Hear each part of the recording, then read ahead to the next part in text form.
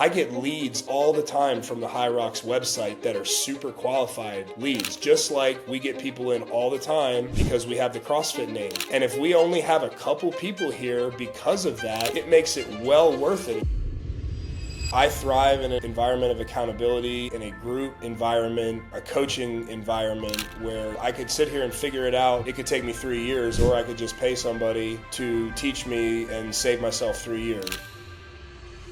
Mistake a lot of gyms make because they just lean only on referral, but it is nice when you get it, and if you can give them reasons to want to bring their friends, it's always a bonus. Somebody asked me recently, why do you even like what you do? And I think what I really love about what I do is being able to be the one that curates the experience for other people. What's one fitness coaching myth you'd love to see disappear?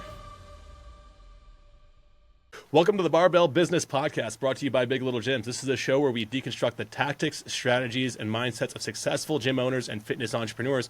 Whether you're looking to scale your business, strengthen your community, or break through plateaus, we're here to bring you actionable insights and inspiration to take your gym to the moon. Today's guest has a powerful story, one that every gym owner who's ever struggled with growth will relate to. He's been in the game for over a decade, navigated the ups and downs of running a gym, building a strong community, and staying ahead in an ever-evolving fitness landscape. We're going to dive into how he's built CrossFit Die Hard and the key lessons he's learned along the way and how he continues to evolve and innovate his business. Let's get into it. Our guest today is Barry Boswell, also known as Boz, the owner of CrossFit Die Hard in Daytona Beach, Florida. He's been leading his gym since 2012, specializing in CrossFit and Hyrox training, building a community of dedicated athletes, and adapting his business through over a decade of industry changes. Boz is known for his grit, humor, and ability to get things done, so much so that he even won the Get Shit Done award at the Big Little Gym Summit. But the real transformation happened in just 1 year when he started with us here at Big Little Gyms. Boz grew his gym's revenue from $15K to $36K a month, restructuring his operations and setting himself up for long-term success with mentorship and systems. And he's not stopping there. He's now launching Elevate Recovery Lounge, a premium recovery center, as a supplemental revenue stream to serve his gym community and expand his business model. And we're going to hear more about that. Today we'll break down how he did it, what he's learned, and what is next for CrossFit Die Hard and Elevate Recovery Lounge. Boz, welcome to the show, man. Thanks for having me, Will. Pumped to be here. Pleasure's all mine, man. Well, let's go back to before you opened CrossFit Die Hard. I want to get to know who Boz was and how you made the decision to open up a gym one day. Yeah, so I've always been into sports and athletics, all that stuff growing up. That was kind of my passion. And I had two figures in my life, my dad, my grandpa, was talking about what I wanted to do with my life, where it would go, what I should do for work. And as you grow up, you kind of think about this. My dad told me, do what you love and the money will follow. It was a book I guess he read when he was in college or something like that. And then my grandpa was like, you can learn to love everything. Get yourself a high-paying job. You can gut through it for 40 years or whatever. That's what he did back in those days. He was an immigrant, so it's hard work, showing up, got an engineering degree, and then went to work, didn't really particularly care for it. And so I saw two kind of ends of the spectrum. My dad had his own businesses, worked for himself, made his own hours. He loved to work, but he also could take off when he wanted to. So I chose initially, what do I love, right? I like sports and all this. You have the dream of going pro in something, being an athlete, and you realize that's not going to happen. So it's like, what's next? I decided I'm going to go to college for a business degree because, I'm going to make a lot of money here, right? And I love sports and exercise and all that, so I'm going to minor in that. And it was after, I think, 2 semesters or 1 semester, I was like, no, I'm going to flip this. Back then, I was just doing what I wanted to do, right? So didn't really know what was going to happen, but I graduated, business minor, exercise science major. Well, maybe my priorities should have been a little bit different. Now, am I going to be a personal trainer for my whole life? This is a waste. Right about that time, I was doing an internship in DC at a job that I really didn't like. I was working corporate fitness with people that just were there, avoiding work, coming down, walking on the treadmill. And that's when somebody from back home introduced me to CrossFit. And I didn't know what it was. He was like, hey, try this workout. I need someone to help me this summer. I heard your mom saying you want an internship.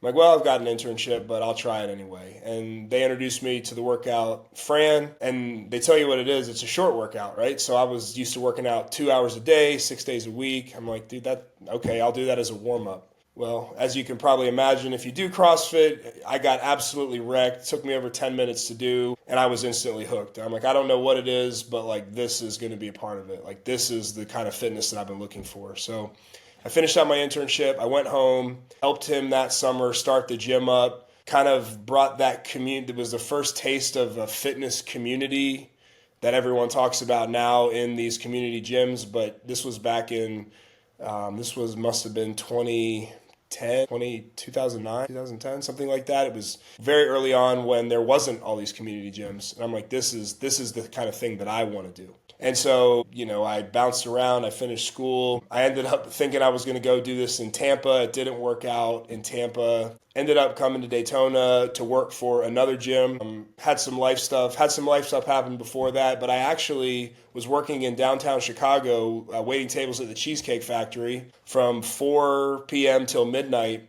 And after work, I would take the bus to the 24-hour Starbucks. And I bought the book, what was the E-Myth. Someone said like this, if you want to start a business, like you need the E-Myth, right? So I bought the E-Myth. I'm in there, I'm doing like the midnight to 5 a.m., drinking coffee all night long, reading the E-Myth. I built out like the theoretical organizational flow chart. I had a name for it. It wasn't CrossFit Die Hard at the time because it was going to be in Tampa. And I built the whole business off that book. And then I also went to some of you might remember the CrossFit Biz certification out of CrossFit Los Angeles. They were very popular 10, 15 years ago. I attended that, got my level 1, and I built this whole business plan from the graveyard shift, 12 a.m. to 5 a.m. inside of Starbucks.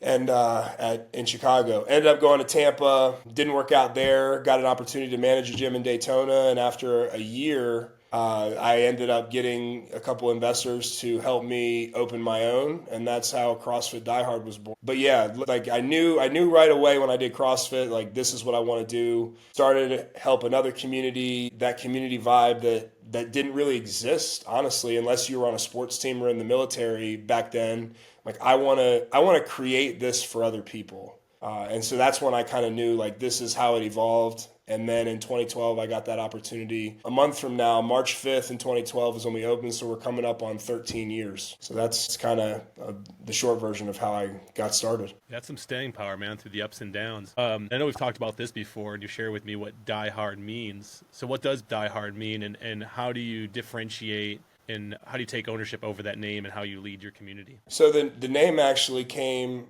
Because we, like a lot of gyms, we split off of another gym. They had been open for 5 years. Had maybe 24 members, kind of when I took over the gym, and there was just some. I don't want to talk bad about anybody or whatnot. There was some issues with the owner and the group of members and the landlord and all that. And being the only CrossFit in town and only having 24 members, there was just some big personality conflicts, we'll say. And so the people that were there, they refer to themselves like, we are the only diehard ones that stick around here and put up with all this because we're like diehard into this. And so when it was time, it's like, all right, we're gonna open up and we're gonna do our own thing. When it came time to figure out a name, it was easy. It was like, no, we're the diehards. Like we're the only ones that stuck around and did this for all these years with the old place. Like we want a new place. I think it should be CrossFit Die Hard. And I'm like, I love that.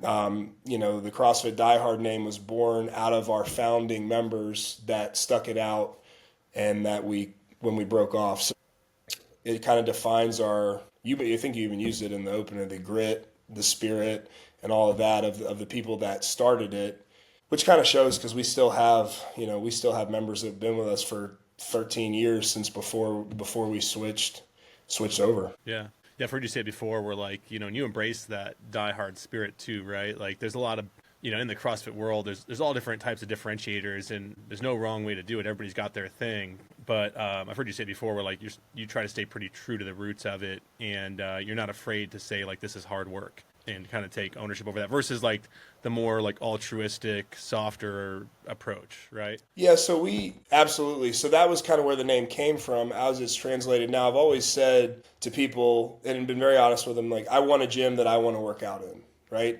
I'm not 4 hours a day, 7 days a week anymore, but we do CrossFit, right? We've tried to split. We've tried, the boot camp thing. We've tried the other CrossFit light things. We've done that. But at the end of the day, people could tell that it wasn't really, I don't want to say genuine. Maybe it was genuine. That's not my staff, we weren't super into it. That was kind of, a shiny object syndrome that we all get distracted by sometime. And because it wasn't who we were as a community, it didn't work.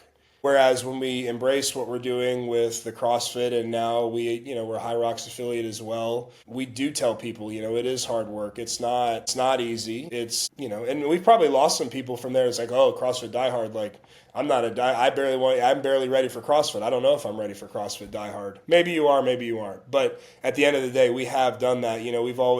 We post pictures of all of our members, right? We have members of all ranges, but we don't shy away from posting people that are super fit because we have a lot of people that are super fit. We don't shy away from people that aren't as fit because we have people that aren't as fit yet. Like, we have the whole spectrum, and we post it, and we've tried to be very transparent. I think I heard it on here or at one of the events or something. It's like your online, your social media, your website, all that it is your resume, right? Should be an extension of what you are at your gym. And so we do project that image out because, we don't want to pull a bait and switch where it looks like it's, oh, this is easy and they don't do all that much and it's all, air squats and sit-ups, and then they get in there and it's like, whoa, this is totally different. It's a waste of everybody's time. So, yeah, we from the name starting that way to kind of how it is now, we've embraced it, and it's cool because that right off the top, it usually filters out the people that probably wouldn't be a good fit anyway. And it's not just where you're in shape too, it's kind of the mindset. We've seen people that have come in super out of shape, super whatever. It's like, yeah, I'm super intimidated to be here. You see the name Die Hard, like, I know I'm not there yet, but I want to be. So they're already pre-qualifying themselves as like, I'm not there yet, but I want to be somewhere where the people are. And then there's a lot that the actual name itself has helped to bring in the right people and filter out the wrong people. People who aren't ready for it, I guess. Yeah, it's more of a mindset than it is Exactly. like, you don't have to be in here with like six pack and traps. You can come in any way, shape, or form. What matters is that your mindset aligns with what the diehard mindset is. Absolutely. Yeah. That's awesome, man. And what were the early years like? Something that helps relate with a lot of other gym owners watching this, or maybe a gym owner starting out or whatever, or someone who's in the thick of it. They're in that 3 to 5 year period where the honeymoon phase is wore off and they're realizing this is work. What were those early years like for you? Like, did you have a plan for growth, or, those are those OG days, 2012, it's like kind of build it and they will come days. Yeah. I don't know how much my early years would be helpful to anyone now. Back those that were around in that time, it's like when you're early in on crypto or you're early in on, anything where it's just like easy, right? I played golf 2 or 3 days a week. My doors were being poured through. My email inbox was full of people wanting to come sign up. They just walked in, they signed up, they showed up because that's just how it was. And it was easy, right? Like, you post about it all the time on your page. It's not that anymore. And that is good too. It filters it out. But yeah, people would show up. They heard about this new thing, CrossFit. They'd come in. I was the main coach. I loved it. I loved teaching. You didn't really even have to sell people. They were coming in ready. They wanted to learn. They wanted to do it. You didn't have to put much work into that side of the business. You could focus all your energy on the fulfillment and retention side, which, if that's what you like, it was really cool. And I think for a lot of, at least what I've seen in the comment section of different groups, a lot of people are either pretending or wishing that it was still like that. And they're not maybe trying to hone in their skill set on the other side. And I'm guilty of that as much as anybody sometimes too. I've gone back and forth. Like, somebody asked me recently, what do you like? Like, why do you even like what you do? Like, what is it about it that you do? And I had to really, think, because I had been struggling with, trying to figure out the perfect way to get leads in and trying the perfect marketing thing. And it's like, well, man, I would just love it if people showed up so I could train them. And it's not that anymore. But anyway, so I had to think, and I'm like, what do I really love about this? And I think what I really love about what I do is being able to be the one that curates the experience for other people. I love creating the experience that people could go anywhere. They could go to the bar, they could go home, they could go out to eat, they could go do anything else, but the goal was always to become the third place. I heard that term very early on. Everybody goes to work, everybody goes home, and then everybody does something else. Everything else usually will fall under that somewhere, right? It's usually those top three, and then if you're not in the top three, you don't really exist that much. So how can I become somebody's third place? And every decision I made, whether it was aesthetically, equipment, program, event, something that's like, man, I want this to be the coolest place anybody's ever come. I want my gym I want people to talk about it. I want people to love our shirts. I want people to love the way the gym looks. I want people to love the workouts. I want people to love the staff. I want people to do all this. So being able to actually be the one to curate that experience was what I was able to do very early on and spend a lot of my time there. And then I don't remember when the shift really happened. You might know better, you might remember it better than me about like the actual years when it went to where it's like, okay, well, they're not beating down the doors as much as they used to, but they're still kind of coming in. We can we're okay, we're doing okay, so we still focusing on the experience. So to answer your question, that was the early days. And I think that is what I love most about this is, I design the shirts because I love doing it and people like them. I design the stuff because the retention programs, the patches, like all this stuff, because people talk about it and they think it's cool. That was the early days. But there was a definite chasm and problem or a time when problems started, and it's like that wasn't enough anymore because there's all this competition. People are doing fake CrossFits. There's more CrossFits. There's boot camps. There's other programs developing. Everybody's heard of it by now. And so that was the big differentiator in the early days. And then I guess what you would call now, I don't know if there's a middle. For me, I don't feel like there was very much of a middle. I think it was very clearly you didn't have to do any marketing and you could just focus on your people and your product and you would do really well. And then all of a sudden, that stopped, almost overnight in one cycle, it just gone. Yeah. Yeah. So yeah, that was the early days. Yeah, no, you're spot on. And for some gyms, there wasn't much of a gap there. It honestly kind of depended on your market because, for example, Southern California, where I started my first gym, was 5 years ahead on everything. It was almost like starting my first gym there. I was able to see what was coming in other markets because it was cool there before anywhere else. It started in Northern California, trickled down to Southern California where the games was, and there were all these little hotbed communities in the late 2000s when I started, and then when I moved to Phoenix, it was you could see oh, they're just now starting to do this in this community here, and you could see that there's a delay, and it's kind of like innovation, right? A lot of things start at the coast and then work their way inland. And it was kind of the same with fitness. You can almost see the adoption of it, and then you're oh, I kind of almost have a crystal ball. I can see how this is going to change.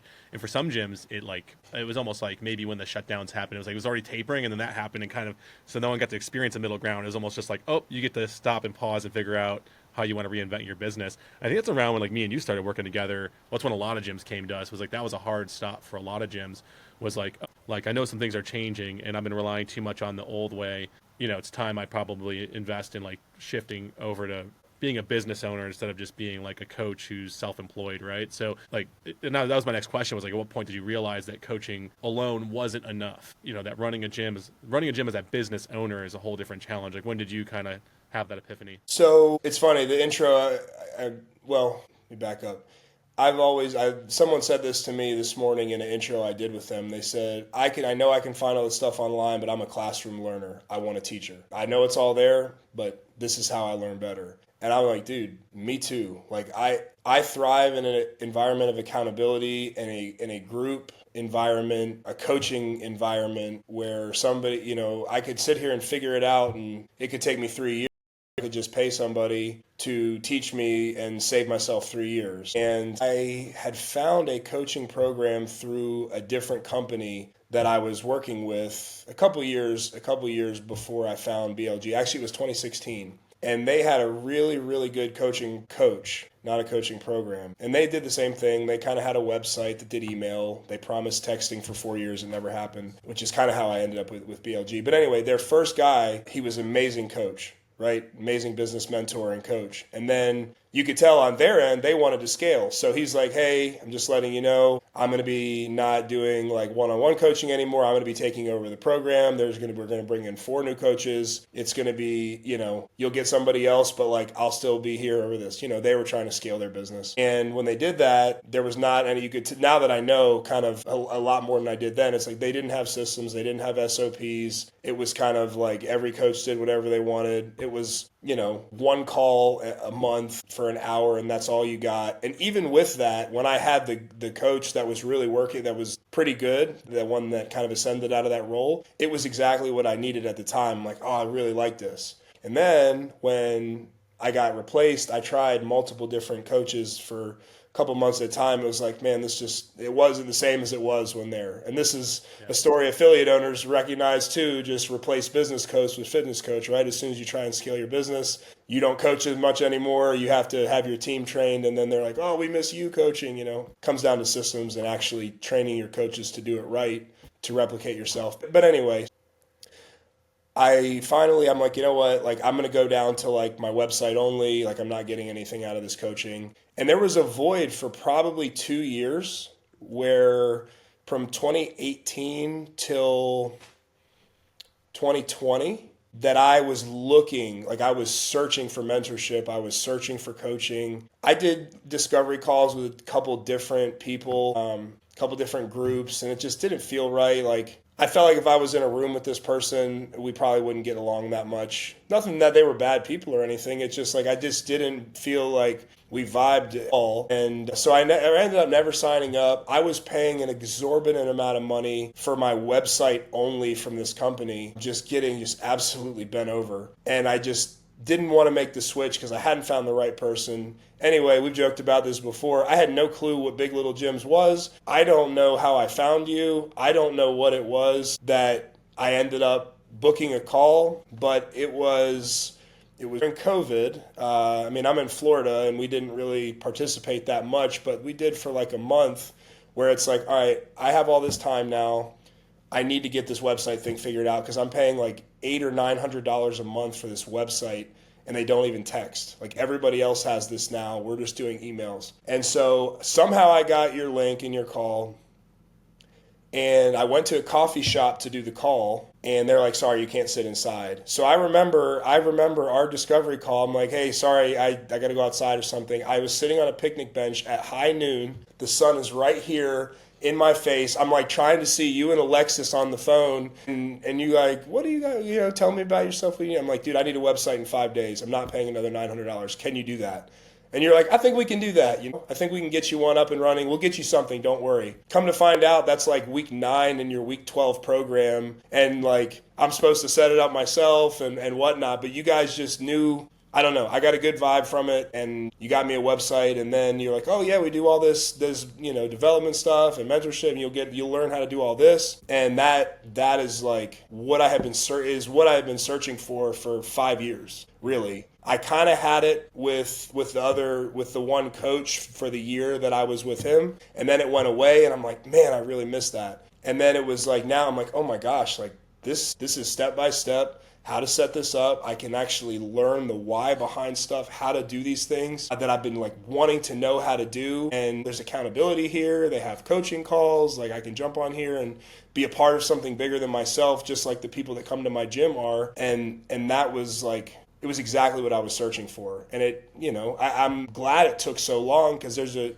chance that I would have signed up with the wrong the wrong program, and then I'm like, I don't want to switch again. So it ended up being like wandering for a while, like knowing I needed something, knowing I needed help, but not knowing where to get it until I ended up finding it. And that was really cool. Like I had 5 days, give me a site so we can do this, and then we ended up doing it, and then found out really what this program is about is way more than just the tech, but the mindset and the business skills and like teaching us to fish, not just giving us a meal. Yeah, thanks for that, man. Yeah, that I wasn't rushing to get into a testimonial, but I really appreciate it either way.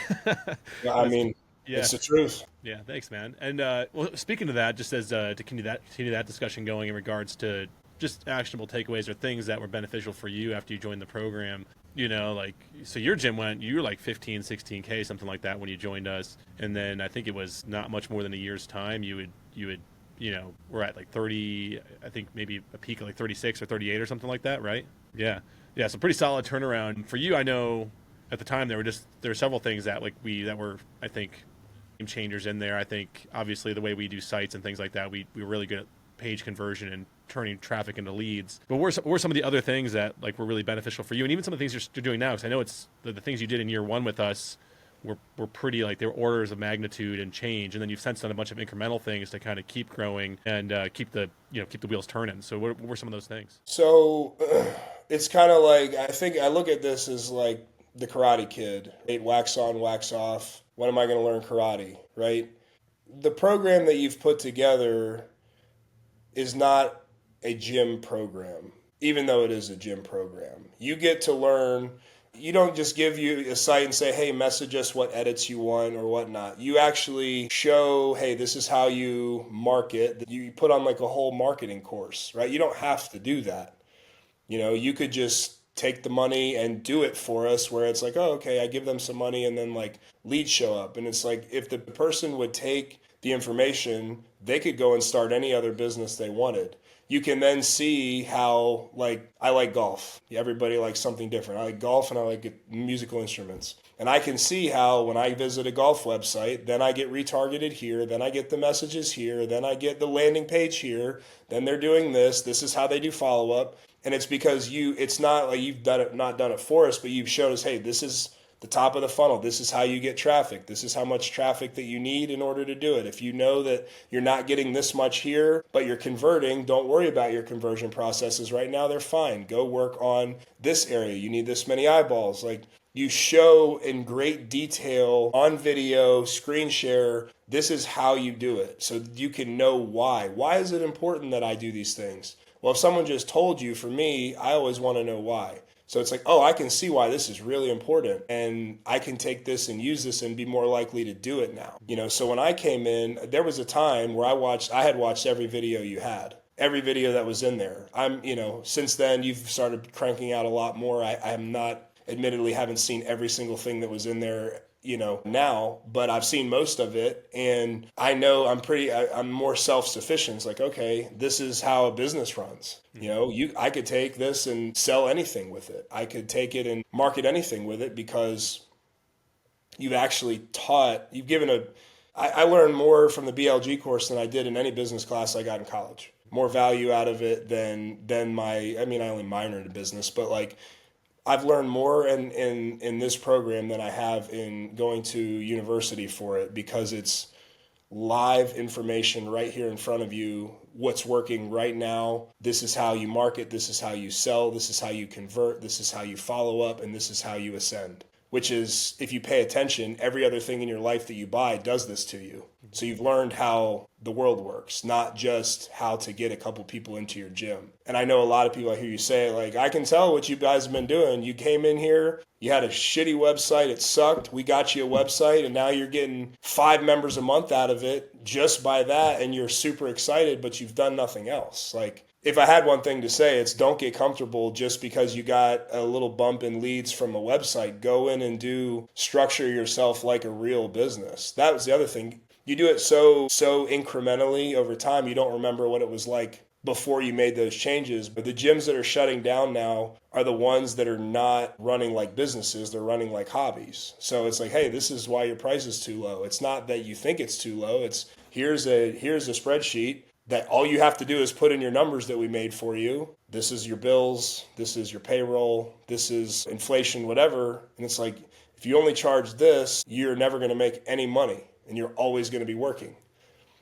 Project this out and see, okay, if I want to be in this business like this, I need to charge at least X amount of dollars, and I need to have all these systems in place. I need to have a coaching development system in place. I need to have a marketing budget and a marketing system in place. If not, once the CrossFit name goes, you won't have a job anymore, or you will, and you'll lose money doing your job, and you'll have to go work and do something else. So I think diving into all the tools and systems that you have that teach you how to actually have a business and not just have a hobby gym was the biggest game changer. It was exactly what I was looking for. Like, I know somebody knows how to do this better. I just don't know how to do it or find it and bring all that information together. I'm sure the stuff that you have, you could find on YouTube.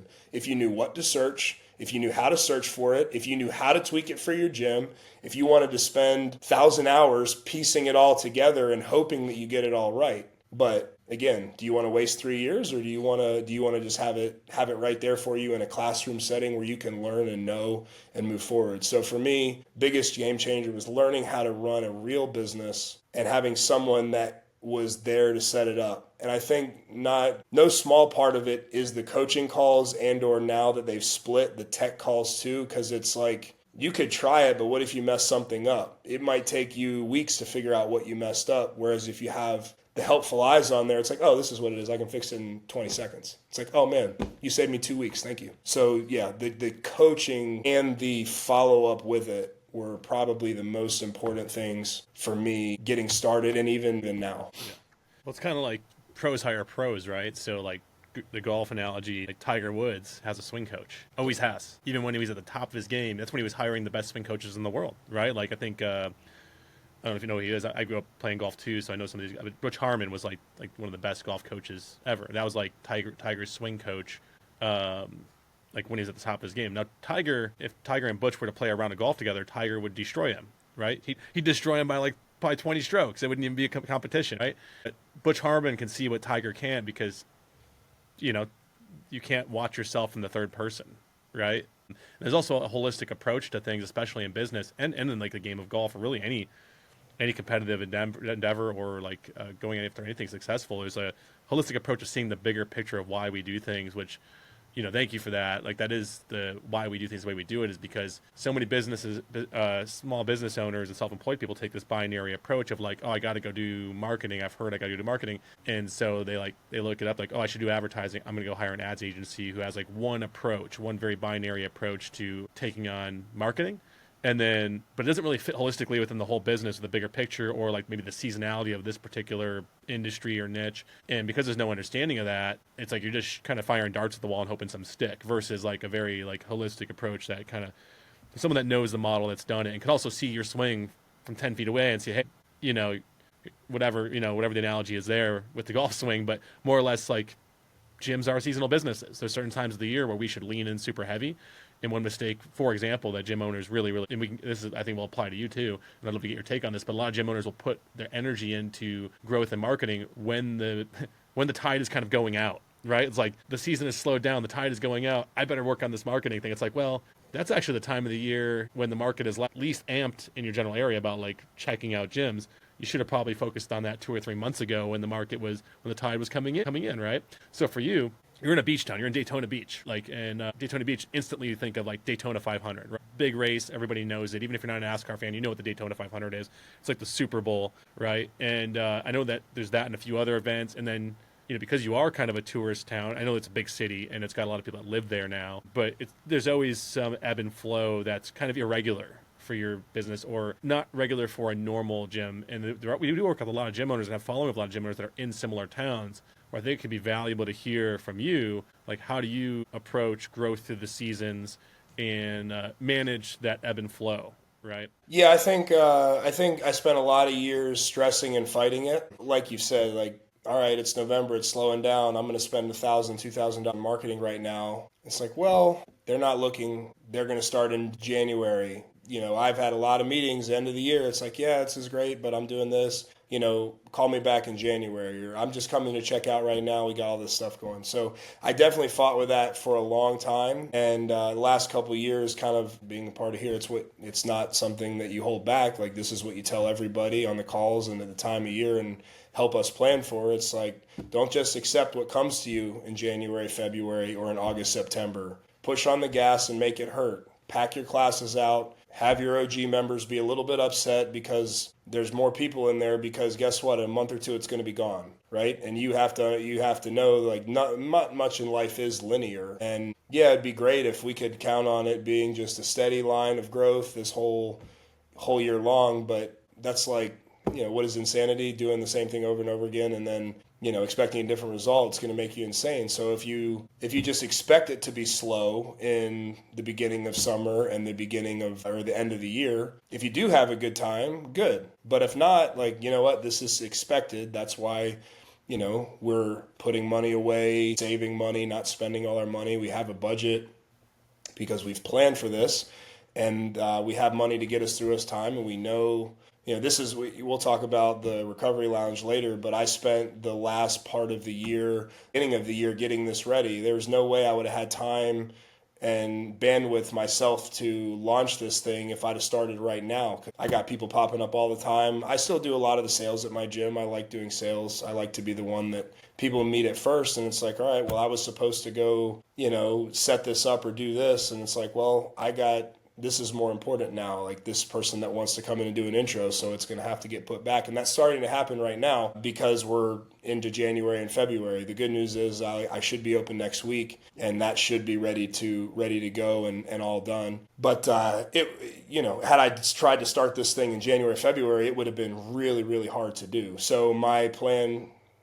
in the summer and my plan in the November, December has been do some of the engagement tools that you guys have talked about and some of the people on the calls have shared. That's the other great thing about this is you're in a group of you're not in the main Facebook CrossFit gym owner community where all they do is complain and whine about CrossFit not giving them, everything they need is what it seems to be there. Like here, these are people that have decided I'm going to spend money and time investing into a community and I'm going to help. I can't tell you some of the best people I've met have been in this group and the most sharing people that I've been in this group. And it's like, oh, this is what we're doing. You're not doing this? Yeah, this has made us a ton of money, or this has like really helped our membership engagement, or this has done that. And so having that collective there. But anyway, in summertime, I run a retention program for our members to help keep them from going on hold. They get something out of it. There's usually a shirt or a prize or something. And then this December, we do a bingo usually or something else where like they have to keep their membership active to participate, and there's prizes and giveaways and all that. And then, right now we're spending a lot of money on the Google machine and trying to get as many people in as possible during the plus time. So I think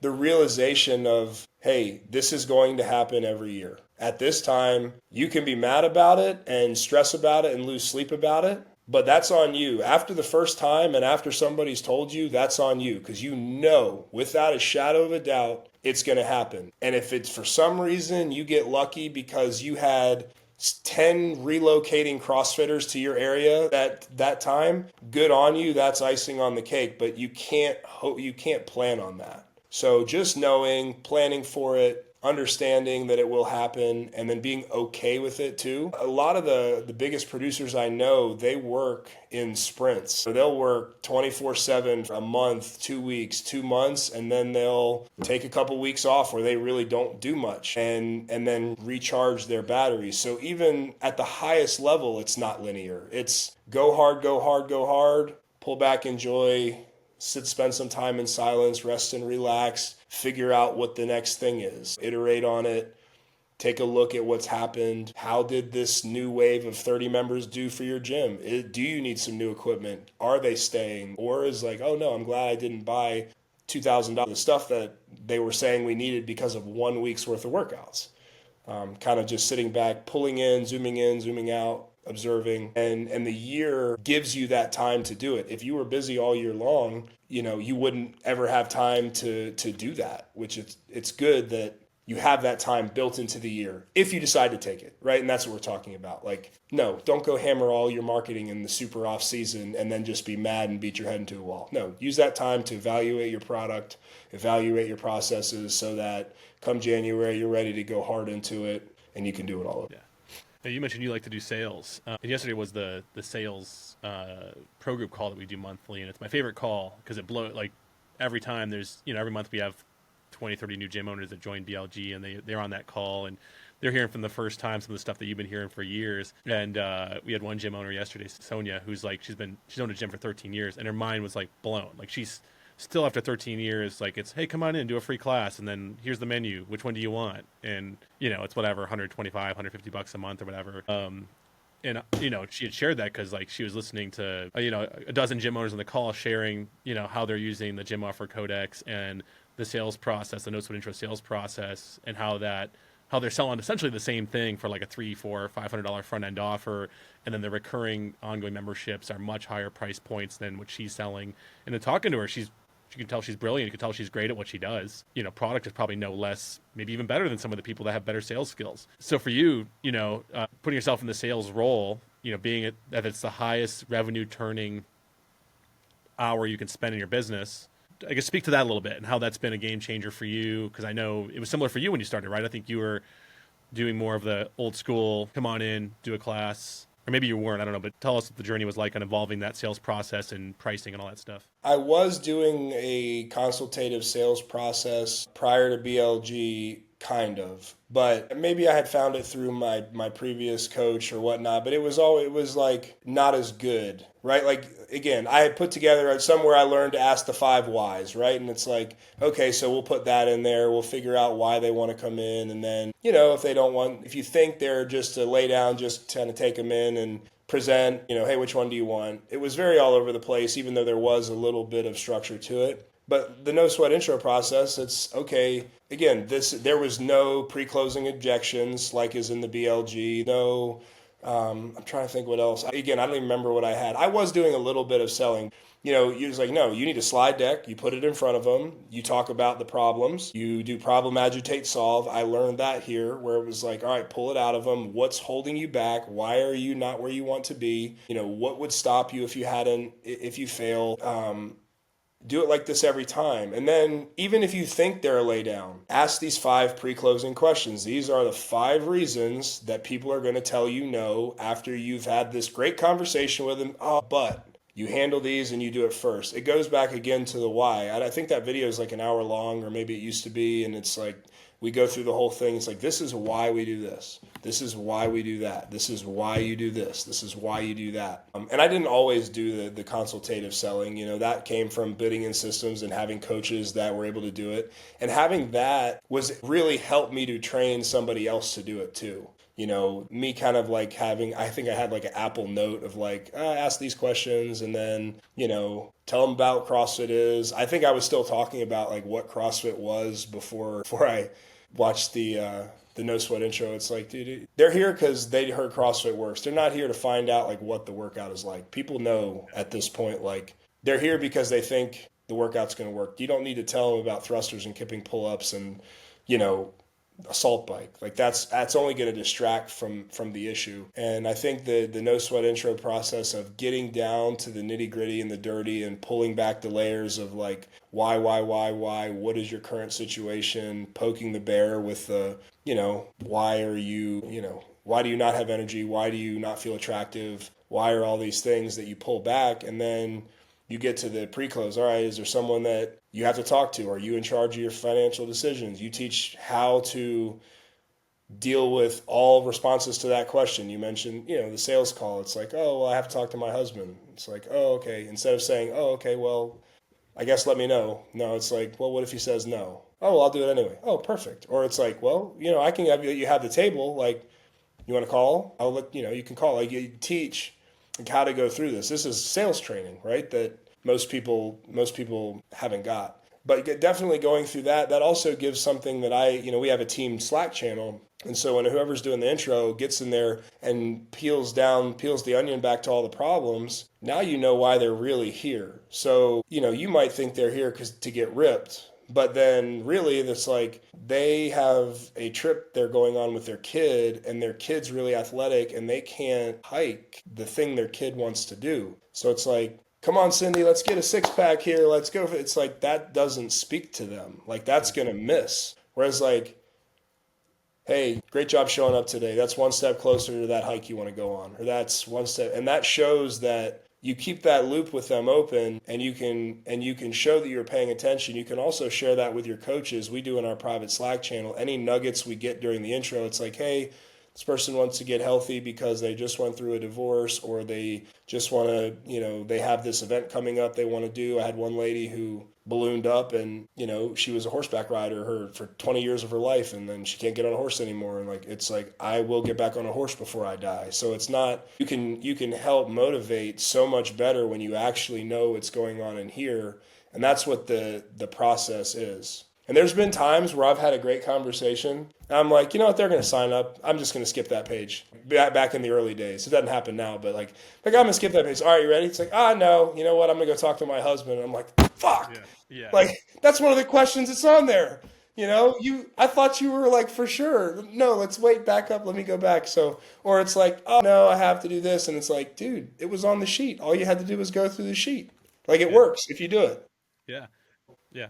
And I would say, like, also, like, because and to be clear for everybody listening, like, he's not doing this and selling the same $150 a month membership most other CrossFit gyms are selling. Like, generally, you wouldn't have to go through all this if that's what you were selling, right? Like, you probably could just be like, hey, here's a class, go do it. What this has resulted in is you're selling, and if you want to share, you don't have to get into like details of exactly what your pricing is and all your special sauce, because that's between you and your customers. But, like, I know you've sold four-figure front-end packages that, like, I think that was kind of a surprise, right, when you first did that, because of the way we restructured your pricing using the Gym Offer Codex. It helps you leverage some high-ticket sales while selling more of your core product. And I think I remember one day we talked, and I just told you to throw a higher ticket thing on there, and you weren't sure if anybody would ever buy it. Then you had someone buy it, right? Yeah. Well, this is the other thing. Like I mentioned earlier, you're being taught how to run a business. Like how many people have gone to the movies and they've seen the small popcorn is $5, the medium popcorn is like $8.50, and the large is $9 or something. However they price it. You go to Starbucks, the pricing is not. It's not. It doesn't make sense. It's not rational. It's based on what they actually want you to buy. And so that's something that we did is if you only have one offer, group class, you know, and maybe you have unlimited in a 3 days, if your max price point they can spend with you is $199 and the second option is $150, psychologically there's a lot of people that they're going to buy the cheapest thing no matter what. I'm going to dip my toes in. That's what I'm going to buy. Other people are going to buy the most expensive thing no matter what, because that's just who they are as people. And it's like, if the most expensive thing you can sell them is that, there's people that would buy the $2,000 option everywhere they went, and you would never know it because you didn't offer it to them. Also, something you learn in this group is about price anchors, and you see them everywhere. Everywhere you go has a massively expensive option, whether it's a car, a set of golf clubs, a personal training package at your kid's gymnastics studio. The coffee shop has that I go to, they have like a siphon thing they do with some crazy way to brew 1 cup of coffee, and it's like $13 or something. And that's Daytona Beach pricing, or you could get a $3 cup of coffee. But I'm telling you, I bought it once just to see what it was. And if it hadn't been on there, I would have never done it. So having it on there is going to make your middle and your low feel expensive. Like right now, my pricing sheet, the cheapest thing on there is $199. But when there's a $3,000 option and then a middle option, it makes that middle one look so much better and not that expensive. And obviously you have to build in value, and you have to deliver value too. You have to make it a good offer. But again, just psychologically, if you have a $122, $100 2-day-a-week option, like why? People aren't going to get results 2 days a week. If their membership is 2 days a week, they might come one, they might come two, they might come none. And that's going to be a problem client from you to be. You're always going to be checking in on them, because they're never, they're going to go 7 days without coming. Probably every other week, you're going to be like, oh, I got to text Susie again. She's missed another week. And it's like, well, she's only 2 days a week and she's only doing, so it's not even good. So again, getting everything in alignment, that's kind of what we talked about earlier. Like you figure out in here how to make every part of your business align with the other one and work together, versus when your pricing doesn't align with your coaching, and your coaching and programming doesn't align with your class schedule or the amount of people that are in your class. Like you literally take it from the top down. It's like, this is how you make your entire business align. Yeah. And figuring out like how to generate more front end revenue, because those people pay more attention too, and you're going to help people that have no idea about nutrition and they need the extra accountability anyway. That's going to help them be more successful, and if they're more successful, they're going to stick around longer. So it all kind of works together. But yeah, adding the different price tiers and using the 3-tiered system was definitely a game changer when we did that. That was probably after the second live event that I went to. I don't think it was the first one. I think it was the second live event, maybe, or in between them, something like that. But that's when that happened. It's like, oh yeah, somebody bought this. I didn't think someone was going to buy this. And then I remember 2 people in 17 days bought it. And I was like, oh, okay. This just shows you like how much I didn't know, right? Yeah. Like not everybody is me. Yeah. Yeah, I remember that conversation, because you've been a client since like year 2 of Big BLG. We were still like teaching that, and I was trying to get more gym owners to come around and like implementing this stuff. More just do it and trust us now, because we have like a brand and like people have heard about us and they'll just come in and listen. But early on, it was tough to get people to be like, and to tell people like, hey, no, I've sold this. You can do this, right? And my gym was like my gym was like on like a side street, like across the street was like a construction yard, and then adjacent to it was like a strip club. And I was like, we weren't in like one of these like really fruitful neighborhoods. We had to figure out how to make it work, and we were able to sell $2,000 front end offers on the front end. It wasn't what everybody bought, but it anchored our core offer, and we sold more of that as a result. And then occasionally someone would buy that $2,000 offer, and it wasn't just like offering it; it was also in the way that you build value and structure the conversation and all that. But yeah, really, really good stuff. So for you, in talking about expanding the gym and continuing to grow the gym, I know for you something you've worked on in the last year or two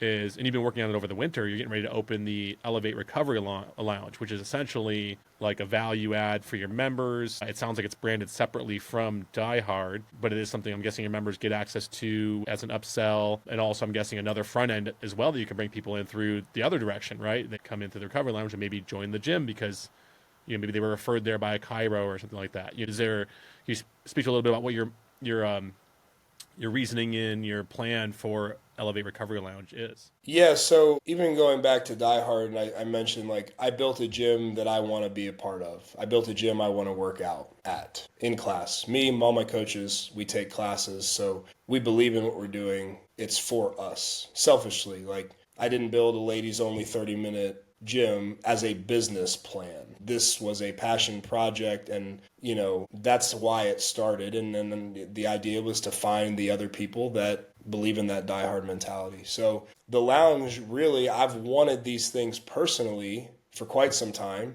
I pay $300. I was paying $300 a month to go to a place that had what I'm putting in there, and I'm finally, like, you know what? That back corner, it can be organized better. We can build this out. So I started tinkering with plans, and it's really for me. Like that's why I built it, And I had I had one of the the horse trough everybody has outside, and lucky for us, we had access to an ice machine next door. So I would do some cold plunges in the summer when it wasn't like cold outside, and then I started going to this place, and they have sauna, and they have the red light therapy, which I had never done before, and it made me feel like really, really good. And people I see are posting that like they're buying like the $200 little plunge that's flimsy, and they're buying ice and putting in there. So it's like I could kind of tell that like my people were a little bit interested, as was I. So it was like, all right, I can spend 30 grand doing this, and now I don't have to pay $300 a month. Yes,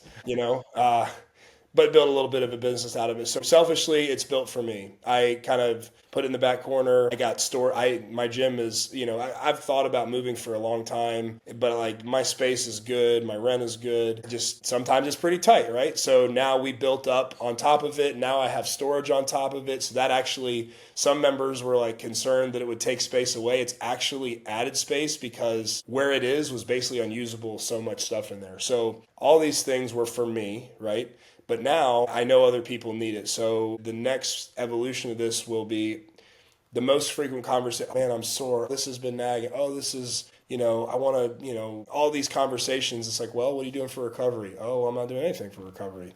It's like, are you sleeping? Are you drinking water? Are you doing whatever? So it's going to create a conversation to help people say, oh, well, I know you're not a member over there. Like, and I'm going to be charging very little compared to if they had to go somewhere else as a member. Like, so it's going to be, again, building value. Like I wanted it to do that. And then if you're not a member, it's going to be double the price if you're not a diehard member. But we're putting infrared sauna in, we're putting cold plunge in, got red light therapy, we'll have Normatec boots. And I made it like really bougie. It smells like I got one of those diffuser. Like it smells expensive. It's the touches are in there. Like there's a chandelier. I didn't buy like the cheapest of anything. I bought the expensive stuff. Again, because I'm going to be using it. I don't want it to be always breaking, and I don't want it to be messing up. So now my plan is to take my skills and knowledge of sales and marketing, and my first group will obviously be my membership base. It's like I know there's going to be people that join right away.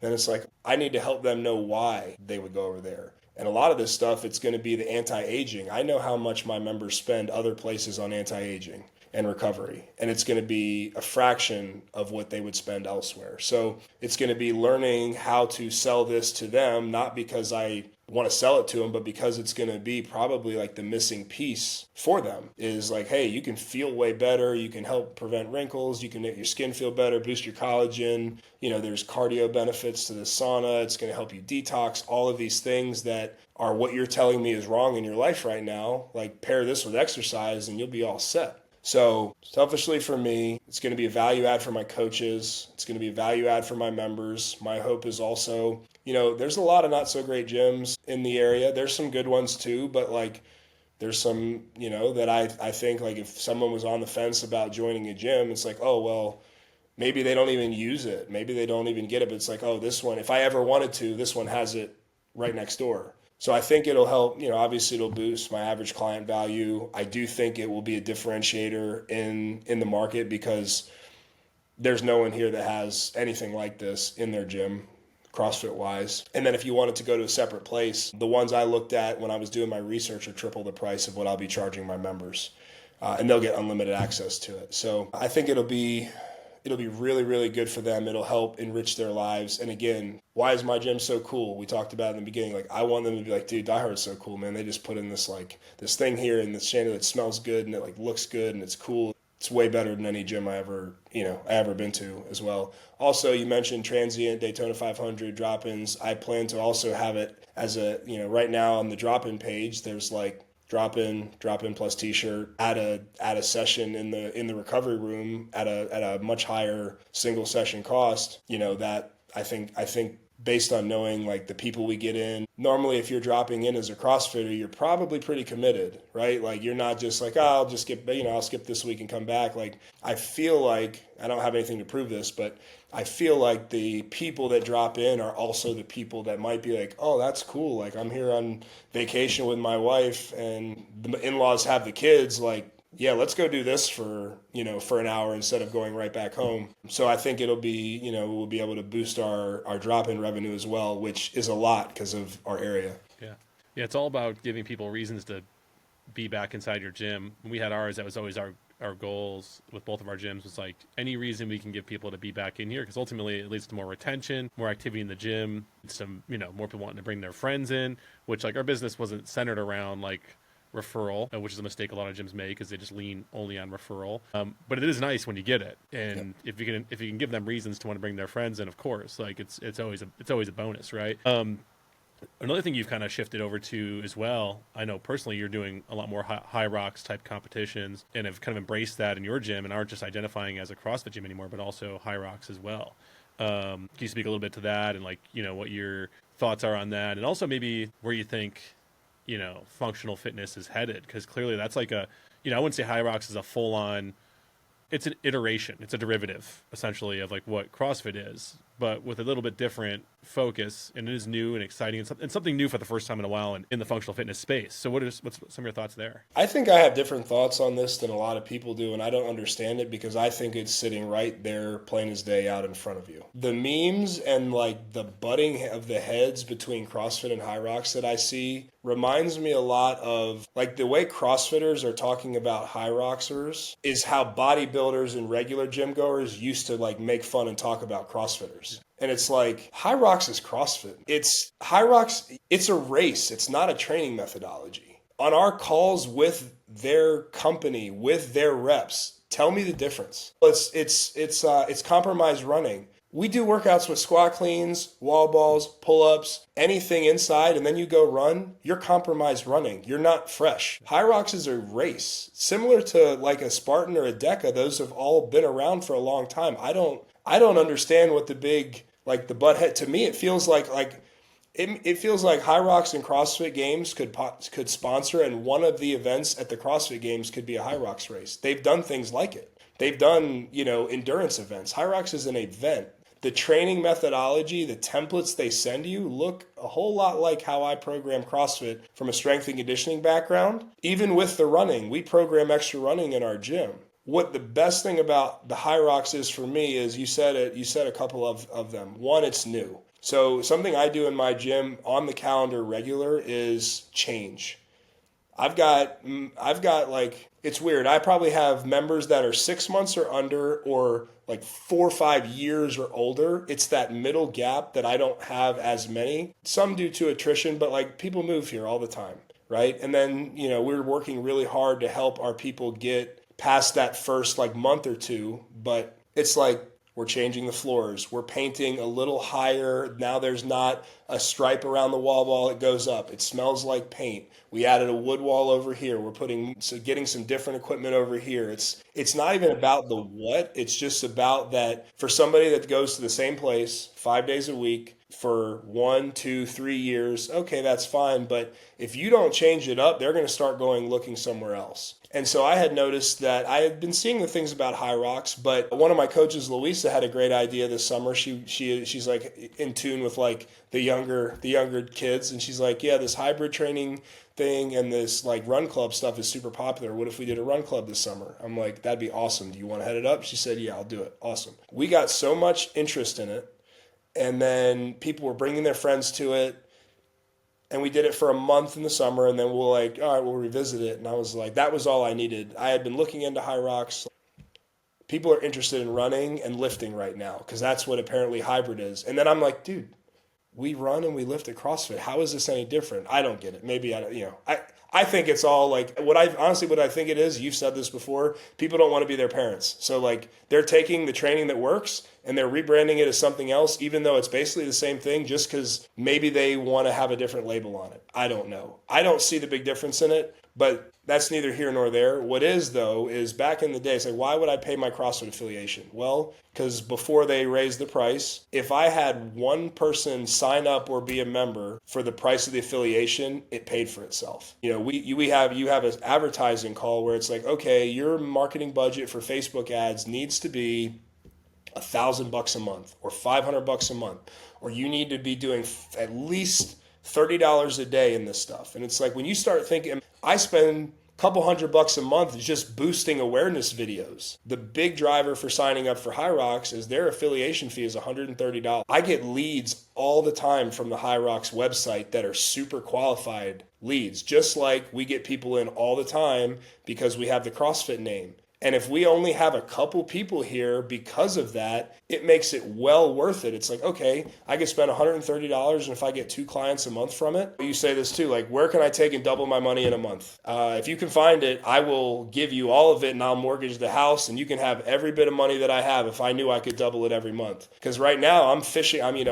We were talking before you started recording, like $600 a month on Google, a couple $100 a month on Facebook. If I'm running ads, $1,000 a month on Facebook, where you might not get that many good qualified leads. But here, now you're on Hyrox website, you're their local affiliate, they send you stuff to help you do events. It's a very good use of $130, even if like you don't want to be a full-on Hyrox gym all the time. It's like if you want to train for Hyrox, you do this CrossFit program and a little extra running 1 to 2 days a week, and that's how you're going to get ready for it best. So doing that, bringing that in was, and again, it's selfishly, I can't lift as heavy as I used to. I'm a little bit beat up. Being strong used to be my thing. I'm still very strong compared to most people, but when I lift heavy, it's not to push the envelope for me. It's kind of to just maintain my strength. And I'm not the type of person that wants to just kind of live in the middle and maintain. Like I want something to chase. So I'm like, okay. I started looking into the Hyrox thing. It's like, I want to do this. And I know other people are going to want to do it with me, kind of like the lounge. Like I want all these things. I want people to do it with me. So I'm going to build this lounge. And then on Hyrox, like the running club took off. I've seen a shift. Like we do endurance days where it's, some people will do like a strength first and then a Metcon. Well, 1 day a week we have endurance day. When it's running cycle, it's sprint intervals. Like it is like track training and then a WOD. And it used to be people would skip it. And now I've noticed over the last couple of years, like that's one of our best days. So the shift towards running training and endurance training, I could kind of evaluate and say, oh, okay, this thing's a no-brainer. Like we hosted a mock Hyrox. We had double the amount of people do that than we did our last CrossFit competition that we hosted. And nobody else is doing it in our area. So it's like, this is a way to get new eyeballs on your gym that vibe very, very closely with the product you're already providing. You have to do very little in order to fulfill on the Hyrox training because it's Hyrox, it's CrossFit plus running. And so it's brought in a new group of people in. It's also given, they have a Miami Hyrox in April. We have 30 people traveling to Miami to go down and do that. Also, Marlo is my partner in that. He's flying down, and we're going to do the men's pro doubles division in Miami in April, so that's going to be a good time. But Marlo's another BLG gym owner for anybody listening, my good buddy. So it's brought in all these new attention. It's a new way to get people in the door. It's for my older people. It's a new shiny object within my walls, not outside of my walls, so they're not going elsewhere looking for it. And something I've always prided myself on is being the innovator in the area. So, we hadn't talked about this, but, my zone heart rate monitor tracking, that's something we've input into our gym. We got the screens up there. It's kind of what you do at Orange Theory. Although Orange Theory didn't invent it, there was heart rate tracking well before it. But that's kind of their shtick, is they have the TVs up and you can kind of see what zone you're in and help with zone training, which is that's in like hybrid and running training too. A lot of the programs are based on heart rate zones. So that's something new we added in June. A lot of people love it. We run challenges off of it. We run bingo off of it. We got a partner challenge going in February off of it. So always innovating, always doing something new so that people don't want to leave, right? No other gym is doing, there's 3 things that I can think of that no other gym in 50 miles is doing at least. And then there's other stuff that we innovated first on that within, 4 to 8 months, I've seen trickle into other gyms. People will tell me that have friends there. They're like, hey, they're doing the same thing you're doing now. Like, hey, they're doing the same thing we're doing here now. Like, hey, they're doing the same thing. So I like to be thought of as that leader out in the forefront versus the one that's like, oh, okay, these 3 are doing it. I guess I have to add that because my people are like, hey, why don't we have that? It's more like I want to be like the gym owner that's like, they're telling their friends like, hey, we have this. Do you guys do that? No. Hey, do you have this? No. So anyway. Yeah. No, I love it. I think it's super important, man. That's one thing I think you don't see enough of in this space with a lot of gym owners. They don't innovate. And usually it is one guy in each market that's kind of leading the charge and kind of putting pressure on the rest of the market to keep up. I think it's super important also to like kind of position yourself as the category king, which you've done in your market, right? Like everybody else is kind of bringing up the rear. You're kind of bringing it, you're bringing these new innovations to the market.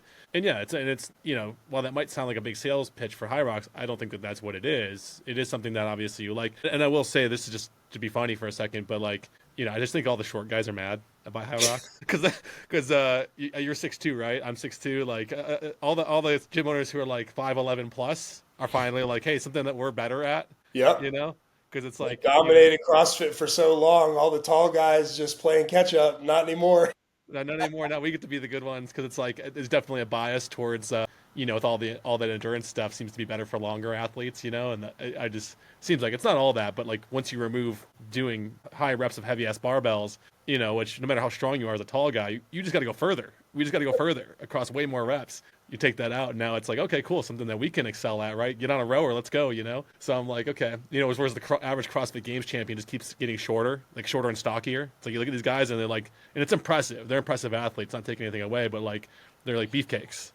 And it's like for the long, tall athlete, it's like, what's it? So yeah, it's just a joke.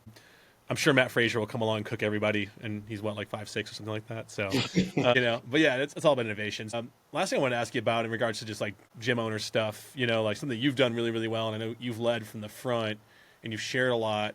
Part of the what we've done at Big Little Gyms, we built the tribe, and we always ask our guys that are really good at stuff, certain things that we recognize, like, hey, this guy came with batteries equipped on this. Like, you came with batteries equipped on the member retention and recognition. You run a member recognition program that we've shined the light on a few times. The way you do it in your gym is like the way if I were going to open a third gym, like I would run Boz's recognition program, because that's the way you do it. Share with us what you want of how you do recognition, how you've seen it benefit members and help with retention, and like how important that is to you. Yeah, sure. So we do it a couple different ways and hit it from a couple different angles. And this has all been over trial and error, different iterations of the system. And we've kind of built it to now where we have there's tons of BLG gyms that run the program that I've kind of put together and shared with here. And some of it, so it's divided by, at first it was nothing but time-based. So we have a massive wall in our gym, and it has these 4x14 plaques with the logo, their name, their start month and year, and you get up there at 2 years. So that's where it kind of started. It says dedicated our 2+ member years, and now there's several hundred names on there. I think we're getting close to 300 if I have the quick math right, names that are up there that have been at the gym for 2 years or more. And at 2 years, they get their name up there, and then they get a little our logo has a bullhead in it. So at 3 years, they get a different color, 4 years, a different color. 5 years, we pull it down and replace it with a gold plaque, and they get custom name jerseys with their name on them in a gold box. Like, it all kind of goes together. We take picture. And then every year, it kind of, there's more. There's a Yeti, a RPM nice jump rope. There's different patches that go along with the years. And that's up now. We're about to have year 13. We have a wall that's lower and more centralized for people that have been with us for 10 or more years. And different people have taken this and run with it and done different things. But there's gifts that go along with it. I don't need to be super specific on that for years. But then what we were thinking, this was back in February. It was the beginning of the year of 2023. It's like, all right, once we get people for 2 years, they're basically here till they move. And people leave a lot here. They graduate college, move on, they get a different job, whatever. It's like, let's find out what happens when people come in and they don't last. Like, when does it happen? And so I took a list of our members all time, and I'm like, where did it happen? And I did it with my coaches too. And I found that at 100 classes, it was like everybody on that list that had been to my gym 100 times or more, whether they were here or not, they were still fit. So whether they moved away, they found another gym. Whether they moved locally and switched gyms. Like on Facebook, that person's still working out. They haven't lost it. They're still there. They're still there. They're doing this. They're still here. Even in the 90s, it was like, you know what? That person quit for some reason after 90. And like now I can see on their Facebook, they put on 15 pounds. They're not working out like they used to. And my team's like, could it be as easy as 100? Like, that's a weird number for it to be, but like, it's 100. So we created what we call the Race to 100. And we did a patch for 100. Really cool design. Shout out to Matt, Forever Fierce. He does all our stuff. We had a patch at 100. And then at 50, we have a coffee cup designed, and it has our logo, it has a barbell, it says 50 Class Club, remember why you started. None of that was by mistake. So I know that, people love their coffee these days. We have a coffee mug. Maybe at 50 classes, they don't have a backpack they could put a patch on. They don't have a weight vest they're putting a patch on yet. So that's why coffee mug at 50. And then I know that 50 is only halfway to get to the job. So if they ended up quitting after 50, I want that coffee mug to live free of charge, no rent, in there, and I want them to pick it up and see, and it says, remember why you started. And you quit. It's like, oh, remember, why did I start? And I quit on myself. Maybe it's all up here, but like even the wording on it, it's like, I want that mug to live there if they leave and if they end up quitting on themselves or whatnot. And maybe that would be a reason they would come back. But people are like, I want to get that mug. I got to get to 50 to get that mug. So we did that. And then now the people love it so much. So I still have the time one, but now I made a 500 class patch. It's Daytona 500 themed because the members that hit the one, they're like, oh, what do we do now? And so I put out this cool patch just to see, and they got super pumped about it. They're showing up literally 7 days a week to get this. There's a group of them that are in a cluster, and it's like, who's going to get it first? And there's people that show up for it. I just had a 750 class patch design because we started in February 2023, and every time we hit a new one, every time someone gets the one, I have to dangle something else out in front of them because if not, they'll slow down. So even for old members, it's worked. And then using the Chalk.it Pro integration now has made it super easy. We do a check-in text after the first 10 classes that lets them know about different stuff that we have here to kind of guide them through the journey. Hey, this is what we recommend for supplements if you were curious. Hey, you can pay for this with your HSA, FSA account. Hey, this is our annual squad competition that we do. Hey, this. So that kind of every 10 classes, we do this. We walk them through the My Zone. Then, at 30, the check-ins, they're getting a picture of the mug, even though they already know because this is pretty centralized in our gym. We have 4 TV screens where the attendance list rotates, our announcements rotate, there's pictures of the stuff. Like, it's always front and center for them to get.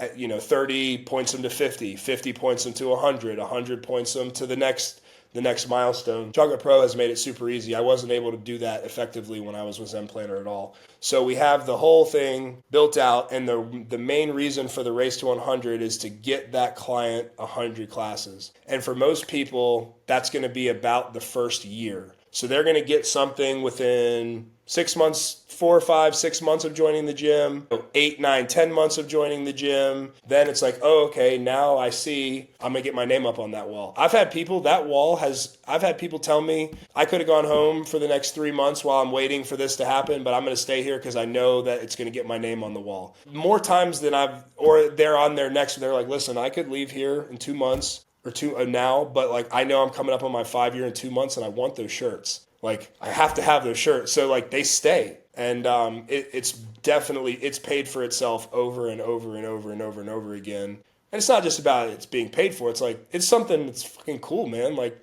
I wish I could go to a gym where that was something for me. I don't give myself the presents, but like,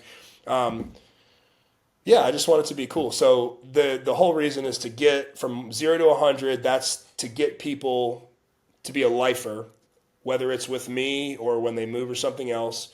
And then we have one program that's time-based. So if you're a 2 or 3 kind of week person, you can still get something. And then we have an attendance-based where if you're like a full-on psycho member that goes 30 out of 30 days of the month, like you can get to it faster and keep it going. And it's been really, really effective at keeping people engaged and keeping people in the room and not looking for other rooms to go be a part. Yeah, man. I know it's been super effective. And I think one time you came on one of the pro group calls we had you kind of like as a guest host with me, and we laid that out for quite a few for the gym owners in the tribe. And you got even more detail, and you gave a far more detail as to how you run it, which was awesome. And I know everybody was super grateful for that. And there's a bunch of gyms that run I don't think anybody still runs it as well as the OG, but it's inspired a few gyms to do that better because, getting more members is super important. But keeping the current members you have longer obviously relieves the pressure to have to go do that all the time. I mean, every member of the gym we ever have is going to eventually churn. So obviously, we can't just sit there and hope they stay forever. We got to actively get new members and all that good stuff.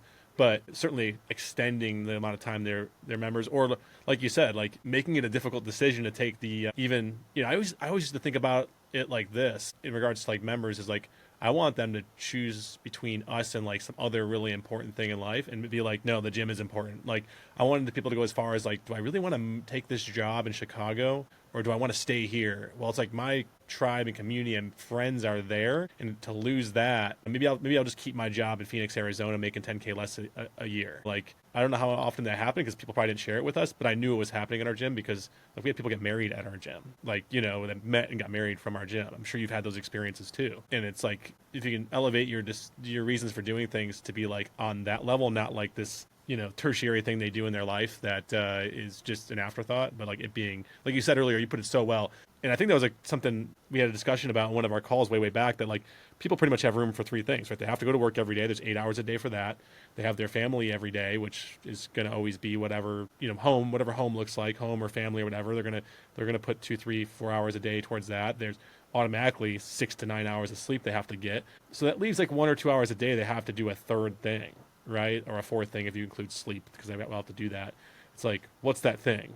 Can we be that thing? And for CrossFit Diehards members, and I know certainly at our gym it was that way too. We wanted to be that third thing for people, and it's building these things that give people recognition and give people doses of all the right chemicals, right? As we've talked about before, the dose is so important, man. So the last couple as we wind it down, man, I think we could probably go twice as long as we have now. We still wouldn't run out of things to talk about, so we'll just have to have you on the show again. But let's wind it down. And I guess last thing on the gym owner tip, I guess before we get into the rapid fire round, which are just some questions I have for you, just getting to know Boz better as a person.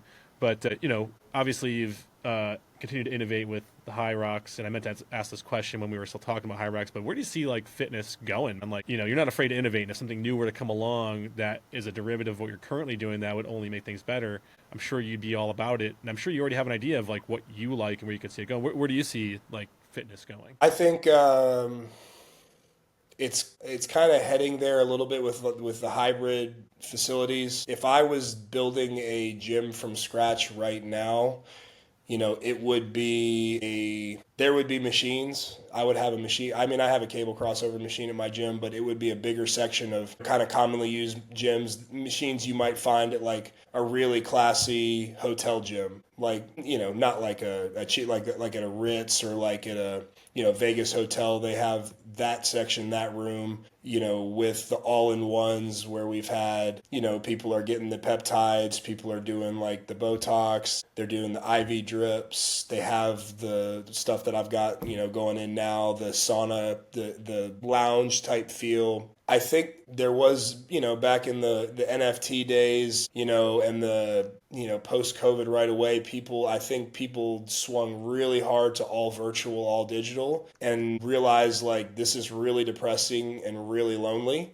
And then it's kind of been swinging back to the in-person stuff to where just higher end, more relationship-based kind of things that we're trying to do, right? Like you're either going to be the low price leader or you're going to be super kind of exclusive type deal. People can put that low price leader in their garage and just be alone or with their spouse or with their roommates and work out there. Or it's like, well, why would I pay? And it's like, well, because you have this community, you have these amenities, but you're not sharing them with like the biggest reviews. When I was looking, it's like, all right, Planet Fitness has this stuff, but it's disgusting. And there's creepy people in there all the time in like the saunas, and like it's always broken or whatever it was. It's like they have it, but working at it in mass, they don't do it well. So having it be more kind of privatized, exclusivized, where they can have this, they can go do their bodybuilding stuff, do their mirror light thing too, do their CrossFit and all that, kind of like an all-in-one is kind of where I see it going. On the higher end, on the lower end, I have no idea. That's not really where I'm kind of invested in, but I think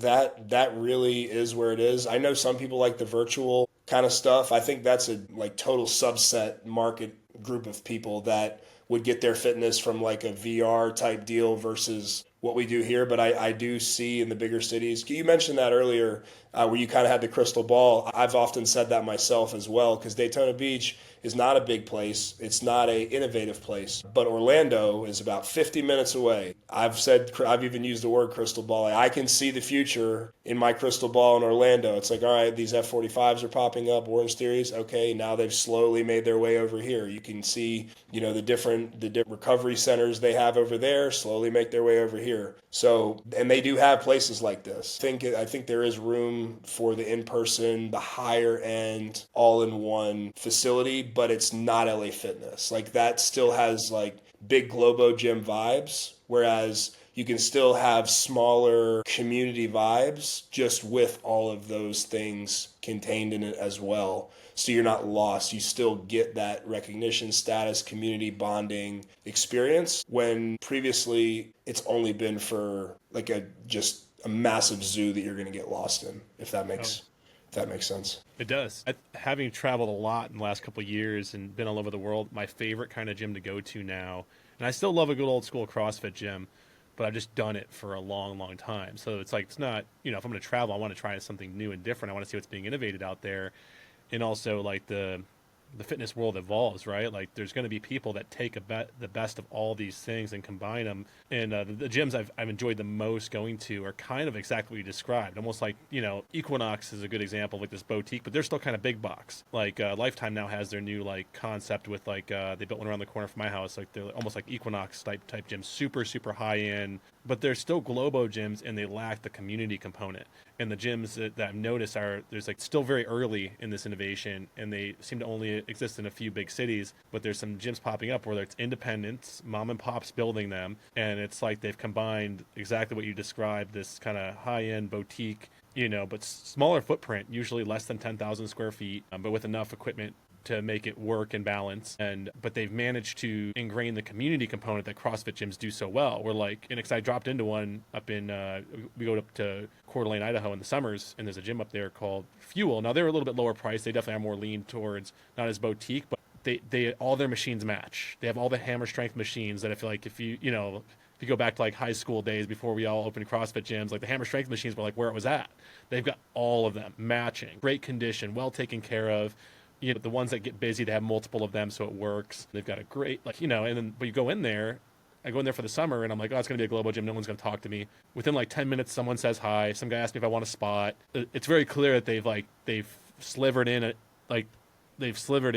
this hybridized approach to like the community upside that like a CrossFit gym loves. It even has a big turf area with like a functional fitness area if you want to do CrossFit stuff. It's like, this is really, really cool. I'm like, I could see a market for this, because especially for like old guys like us, it's like most of us aren't doing clang and bang anymore. Most of us, like, you know, we've got years of that under our belts. You know, I'm not afraid to say it, but I want to look good with my shirt off, you know? And like, yeah, I want to be useful and strong too. And I'll mix some functional fitness stuff in, but like 3 days a week, I'm doing push, pull, buys, and tries, you know, like, yep. You know, I like that stuff. And there's nothing wrong with that. And deep down inside, I think most even CrossFit gym owners that got into this for the OG reasons, it's like, you see them strutting around their gym. It's like, come on, man, you like the aesthetic stuff too. We know it. Don't be afraid to admit it just because you know, I don't know.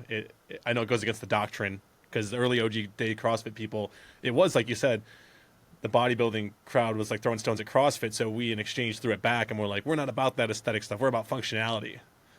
And it's like, but then you get people sharing pictures of Rich running with his shirt off back in 2013 when he's winning the games and being like, look at this Greek god. It's like, we're idolizing aesthetics, you know. So, and that was good for the sport. That was good for the sport and good for gyms, right? So, anyhow, let's do the rapid fire round, man, and let's bring it home. What is your personal go-to workout or movement, or, you know, whether it be, you know, Boz has got a Friday and I'm going to the gym. What's he doing? It's funny how things change. It would have been like a DT style, like deadlift, power clean, you know, shouldered overhead with a heavy barbell. Now, if I'm doing it, I really like doing sprints, running sprints. I lost 40 pounds over the course of like getting my nutrition straight. So I was always a really bad runner, and now I'm a pretty good runner. And not like distance running, but I love to do sprinting. Awesome.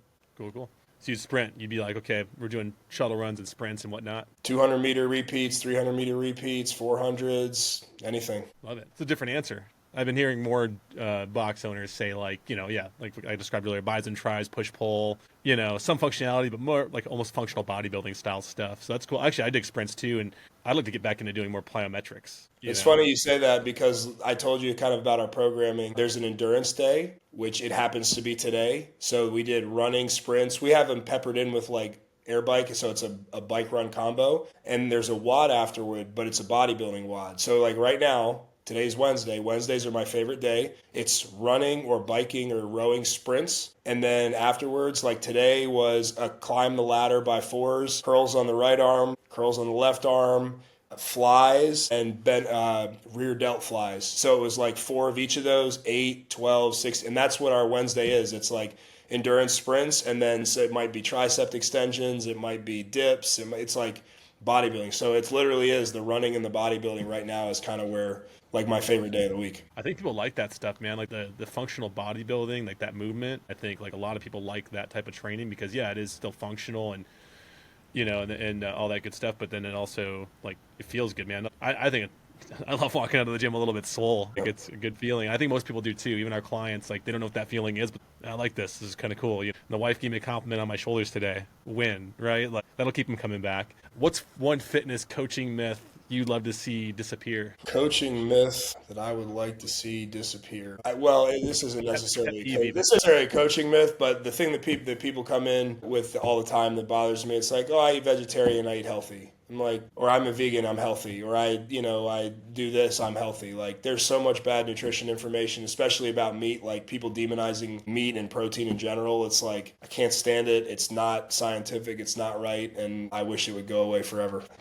Yeah, we'll see. There's obviously been a big like political shift recently that, there's someone in that group there. I don't want to make this all about politics. RFK, he's obviously targeted, like, you know, getting after that stuff, which is like, you know, and who knows what his motivations are. I guess we'll find out. But at least what he's saying sounds pretty good, which is that, like, let's clean all this mess up, right? Like, and that's not to take like a political stance by saying that. Just like what he's saying sounds like something that like a lot of us would love to see. So we'll see how that goes. But yeah, I agree with that wholeheartedly. That like, you know, there's been, you know, we were sitting at the dinner table the other day having a, you know, I make burgers on Tuesdays. The family and my son was eating, you know, Sun Chips, right? Which is like, you know, they're still chips, like it's whatever. But he grabs a bag and he goes, healthy, Dad, you know, and I'm like. I kind of laughed. And I had to, you know, it's like he's 6. I don't want to like get too deep with things yet and like be like telling him how like how big food works and what heart healthy, what the intentions with heart healthy was and all that. Like, but I gave him the quick like, yeah. He's like, I was like, it's better than eating a lot of other things, and sun chips, like their ingredient list is probably better than like eating your ordinary potato chip, but whatever. Nonetheless, like